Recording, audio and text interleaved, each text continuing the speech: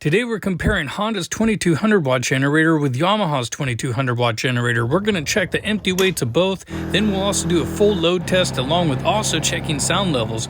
Both of these generators come in at just about $1,100, and you can immediately see the Yamaha is actually quite a bit bigger in almost every way. If you look at it, I can pretty much hide the Honda right behind the Yamaha generator because it is just that much taller, it's that much longer, and also that much wider. Not to mention it does weigh a little bit more, but when you take a look at the size of the Honda generator, it's actually 121cc, so it actually has the bigger engine versus Yamaha is still using the 80cc engine. Honda updated the oil fill spout to make servicing a lot easier versus Yamaha still stayed the same with the same size. Another thing Honda did add was their fuel shutoff switch, which now when you go to store your generator, you can put this into that position and the carburetor will actually run dry by just running the engine for a couple minutes versus Yamaha, you can just open this valve and drain it automatically, and they even have a little access port so you don't have to remove the side panel. One thing Yamaha did add was a fuel gauge, and this helps you finding out how much runtime you happen to have left versus Honda still hasn't added one. Plus Yamaha has a bigger fuel tank at 1.24 gallons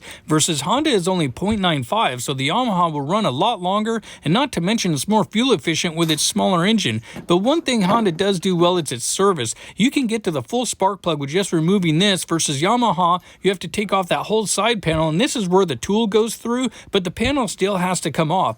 Both generators decided to keep the manual choke, which I'm okay with. They're simple and they work fine. As far as a pull handle, I do like the one on the Honda a little bit better, but as far as the cords go, as far as the Yamaha and the Honda, they look pretty much the same. Both of these generators do come with a carbon monoxide detector, which these will help keep you safe if it picks up carbon monoxide levels that are too high. Both generators do come with an hour meter, which when you fire up the Honda, that green light will flash indicating the hours, and the same thing with the Yamaha, but you just press that button 3 times. Both generators do have the eco throttle switch, which this will throttle down the engine and save a little bit of fuel and make it quieter. Honda does have a cover over their 120 outlet, which if we look at the Yamaha, they didn't put a cover over any of the 120 or over the RV plug, but they did add it to the DC port. Not really sure why nothing else, but it's just something to note. And another thing too is that this output indicator and the boost mode, which I'll show you later, is kind of a cool little feature. But another thing too is you can reset the Yamaha while it's running if it overloads, versus the Honda you actually have to shut it off and then fire it back up for reset. We're going to go ahead and get started with the testing now, and we're going to do that weight check first.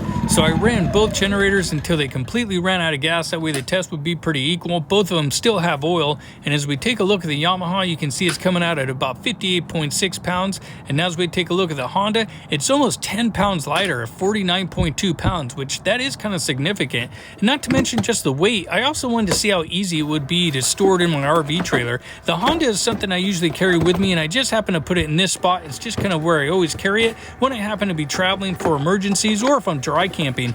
But the Yamaha being a little bit bigger and heavier, it's definitely a lot harder to put in here because I'll carry the Honda or another generator with me, and I was kind of disappointed that I couldn't put the Yamaha in here being that it is so much bigger and it is heavier. We'll go ahead and add some fuel to both of these generators, get them ready for the sound check. And one thing I do like about the Yamaha again is a big extended fuel tank, so this allows it to run a lot longer at certain loads, and you can find out other information like that at our sponsor at Generator Bible.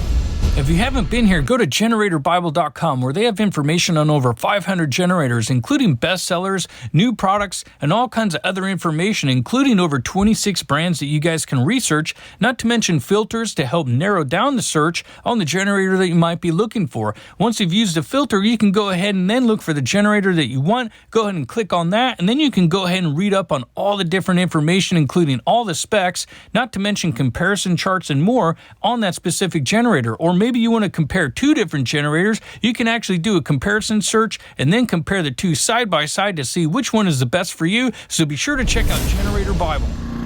We're going to go ahead and do our sound check now. We're going to test the Yamaha at 23 feet away, and we're going to do 3 different tests on it. We're going to do it with the Eco on, Eco off, and also that boost mode that I showed you guys earlier.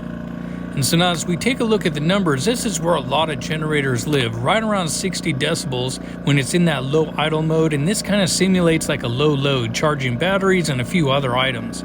We'll go back down to the generator now and turn that Eco switch off, and now this will represent kind of a higher load, 85-90% if you're running compressors or power tools and such. maybe an AC unit, this is about where the generator will kind of live. And a lot of other generators live in this same area too. These are real common numbers for your Champion. Even Predator will be this loud when it's running at pretty much full bore. We're gonna go ahead and do that boost mode check now. So you press this button for 3 seconds and boom, there it goes. So now it kicks up into the highest RPM, and that's good for starting like compressors or your AC units. And so basically, if you look at the numbers, not much has changed, but you know, the pitch is a little bit different. So we're gonna go ahead and now move on to that Honda. Now, one thing with the Honda is that it does have a much lower idle. So this helps with keeping the generator quite a bit quieter. And you'll take a look here. As we look at the numbers of the Honda, this is substantially quieter, and this is one reason they are so popular. But it does get louder just like the Yamaha when we add load to it, and I will show you that here in just a second. But we'll make our way back down to the Honda, and we'll turn off that eco switch real quick so you can see what it sounds like. And again, the Honda really does idle pretty low, so this is really not going to be that loud, and this would represent maybe a half load for the Honda. So as you can see, the numbers are really far down, basically where the eco was on the Yamaha. But I'm going to show you what it sounds like basically at a full load like the Yamaha was. So we're going to use this heat gun. That's 1500 watts right there. And then we're going to also turn on that hair dryer and add a little bit more and get it up to about 1900 to 2000 watts. So I'll turn on the heat kind of like on high, and then I'm just going to turn it on that first fan mode. You can hear the Honda now kind of kick up. We'll go see what it sounds like. So now you can see it's basically where the Yamaha was as well. Another cool feature though that the Honda does have is also the app. This app allows you to look at how many watts you're using, also your oil life, and not to mention run hours, and you can even stop it from there, but just a cool feature. We're gonna go ahead and do our full load check now, and we're gonna do the Yamaha first. I'll throw up this meter on the screen so you guys can see the action happen live, and we're gonna be looking at basically the orange numbers, which is our amps, the green is our watts, yellow is volts, and we're gonna do the boost mode and boost mode off, and we'll see how well it turns on my AC unit, which is a 15K AC unit. So we'll press that button. Now you see the lights flashing. You can still see it on the screen. That only lasts for 1 minute before it goes into high idle. So we're gonna turn on my AC unit, fan on low, and then we'll turn that to 63 degrees. And so if you watch the meter there, the AC fan will start in a second. You'll see the numbers change. There it goes. You can hear the fan come on. And so now what we're gonna do is wait for the compressor to kick in, and we'll listen for the Yamaha to kind of kick over. So the AC compressor should kick on here any second. Go ahead and listen. Wow, and there it went. Okay, so that was really good. The boost mode worked really well, turning on my AC unit. And so you could hardly hear it drop down at all, which that's probably one of the best ones I've seen from some of the other generators that I've tested. It hardly dropped down at all. So we're gonna go ahead and reset. I'll let the generator and the AC unit sit for a couple minutes, and basically I'll just cut away from the video and come back when we're all said and done, and then reset. All right, so we reset here. Gonna do the same test again with the eco mode in basically the off position, so that'll be the high idle. You can hear now the eco's on. Turn the eco back off, and this is where we're going to do the test with no boost, and we'll see if it does the same, or if the boost really is something that you definitely have to use all the time. So turn the AC unit back on, and you'll see the same kind of a test with the fan, and there we go. So now we'll take a look. Now this time the green lights are not flashing on the generator, so we'll be able to see if the red light flashes on, kind of like an overload. Okay, so there it goes. Boom, I didn't even see a red light. It went straight on and didn't really hesitate at all. So the Yamaha actually did a really good job as we take a look at it out here. So far, I like this generator on how well it's handling the loads. Basically, this 15K AC unit is a hard unit to start with smaller generators, but the Yamaha handled it really good. It barely even noticed it was there, and it still runs just fine. So we're gonna go ahead and add a little bit more load to it and see how well it does. And so now I'm gonna turn on this oil heater. This is 1500 watts total, but I think it's 600, 900, and 1500 from what I remember. And so now if you look at the generator, you can see the overload light is on. And I'm not really sure how long this one will run, because the Honda actually will run for a certain amount of time depending on the conditions. But we're gonna turn on the heater a little bit higher and see how much longer the Yamaha will stay on. But so we'll turn this up. This should be about 900 watts, I think, additional. And so now you can see we're at 2200 watts on the generator now, running at 19 amps. And remember, this is only rated at 15 and 1800 watts. So so far the Yamaha's actually doing a pretty good job, and if it's anything like the other previous model, I'm assuming this should shut off in probably, maybe another 30 seconds, maybe a minute. If it lasts too much longer, I'll cut the video and come back when it does. But you know, that's one nice thing again about the Honda, is that it's actually rated to run at 2200 watts for a certain amount of time, depending on the weather and conditions, you know, if it happens to be really hot or if elevation is a factor. So, but other than that, the Yamaha's still running and doing good. I'm kind of surprised it's lasting this long, so much better than its older model. I guess we'll just sit here for another few seconds and see if anything happens. If not, I'll just cut away. But, oh, okay, there it goes. It finally shut off. So other than that, what we're going to do is going to reset the trailer basically and get the Honda hooked up. All right, now that the Honda's hooked up, we're going to do that same test and see how well it does as far as turning on that 15K AC unit. So one thing I do have to use is an adapter. I don't really like using that adapter, but you know, it's just the way it is with the Honda. So go ahead and turn on the AC unit now, and the eco mode is off, so it's at its high idle. So we'll go ahead and go back in here, and as you look at the starting voltage, it's 127 volts. You can see the green lights on, and so we'll be able to see if the red light kicks on sooner or later than the Yamaha did. So we'll turn the AC back on to where it was. And sorry you can't see, I got a little funky lighting going on right there, but we'll go ahead and watch the numbers again, and you'll see the fan kick on. There it goes. And so in just a second here, we should see those numbers kick back up. We'll step outside and listen for the Honda kick over. Kind of stick my head out here, wait.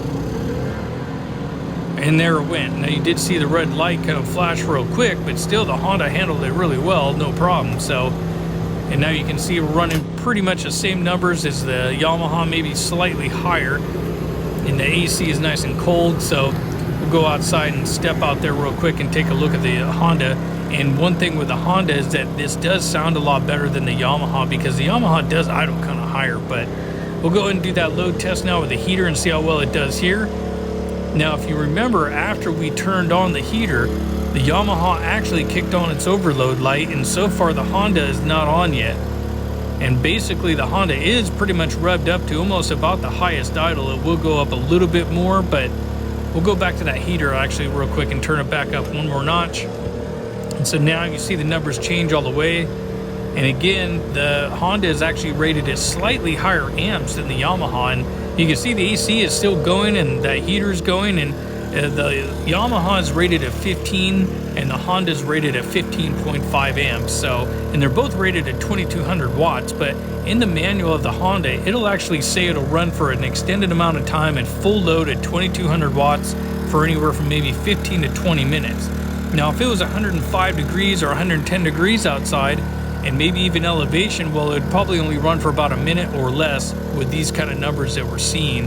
But so far, you don't even see the overload light is on, so the Honda's doing really well. And not to mention that it's pretty cool outside, so I imagine it could run for a long time like this, because it's probably 75 degrees now that it's getting into the evening. But the Honda also just sounds better, at least in my opinion, but I don't want to wait around forever, so we're going to turn this up and just see what happens. You see the overload lights on. Now we'll see how long it lasts. Well, okay, and there it goes. So it only lasted for a few seconds, but so now you got to decide, you know, which one of these two guys do you happen to like better, because of the same price. They both have a couple different features, like the RV plug, which I do happen to like. But let me know down in the comments what you guys think, and definitely smash that like button and subscribe. And until then, I hope to see you guys next time.